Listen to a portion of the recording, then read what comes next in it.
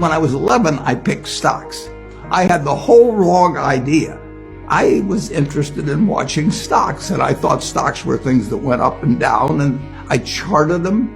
I read books on technical analysis. I read Edwards and McGee. I think that was the classic then.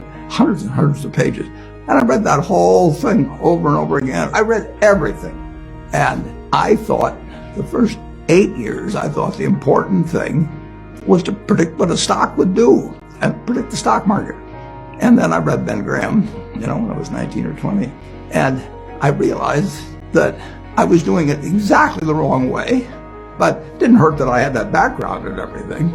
I rejiggered my mind, and when I read the book, The Intelligent Investor, and from that point, I never bought another stock. I bought businesses that happened to be publicly traded, but I became an owner of a business, and I did not care whether a stock went up or down the next day or the next week or the next month or the next year, and I didn't have any idea what it would do. I didn't know what the stock market would do, but I knew businesses. I'm a bright guy who's terribly interested in what he does. I've spent a lifetime doing it, and I've surrounded myself with people that bring out the best in me, and you don't need to be a genius in what I do. That's the good thing about it. If I went into physics and a whole lot of other subjects, I'd be an also-ran. But I am in a game that you probably need 120 points of IQ, But 170 doesn't do any better than 120. It may do worse, probably do worse, but you don't really need brains. What do you need? You need the right orientation. 90% of the people, I'm pulling the figure out of the air, but 90% of the people that buy stocks don't think of them the right way. They think about something they hope goes up next week.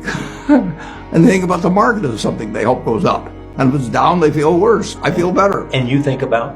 I think about what the company's going to be worth 10 or 20 years from now. And I hope it goes down when I buy it, because I'll buy more. I try to keep my competitive spirit in a game where I can win. I do know this. When I want to do something, I always want to do it big. I put my whole net worth in City Service Preferred, $114.75. And I've never, since that day, March 11th, 1942, I have never had less than 80% of my money in American business. You can call them stocks. Or equities. But I see them as American business.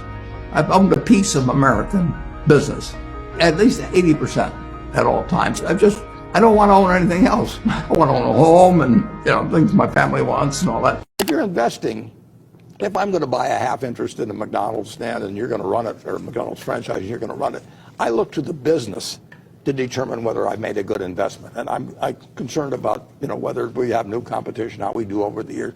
But it's the business I look at. When you're just looking at the price of something, you're not investing. If you think about it, there are three major categories of investment. Now, the first category is anything denominated in a currency. It can be bonds, it can be deposits in a bank, it can be a money market fund, it can be cash in your pocket. Any currency-related investment is a bet on how government now and in the future will behave. The second category of investments regard items that you buy that don't produce anything, but that you hope someone will pay you more for later on. The classic case of that is gold. The third category of asset is something that you value based on what it will produce, what it will deliver. You buy a farm because you expect a certain amount of corn or soybeans or cotton or whatever it may be to come your way every year. And you decide how much you pay based on how much you think the asset itself will deliver over time. And those are the assets that appeal to me and Charlie. Now, people like to get in on things that have been rising in price and all of that, but over time, that has not been the way to get rich.